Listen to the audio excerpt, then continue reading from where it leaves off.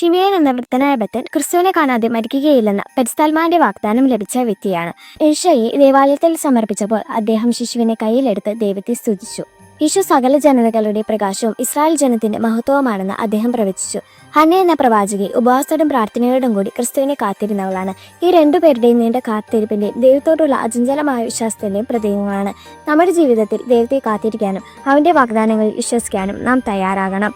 ശിമിയോന്റെ വാക്കുകളിൽ ഈശോ ലോകം മുഴുവനും വേണ്ടിയുള്ള രക്ഷകനാകണമെന്ന് സ്ഥിരീകരിക്കുന്നു.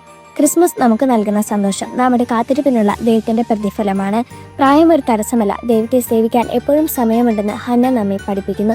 ഈ ഒരുക്കകാലത്ത് ശിമിയോനെയും ഹന്നയെയും പോലെ ക്രിസ്തുവിനെ കാത്തിരിക്കാനുള്ള ആഴമായ ആഗ്രഹത്തോടെ നമുക്ക് പ്രാർത്ഥിക്കുകയും കാത്തിരിക്കുകയും ചെയ്യും.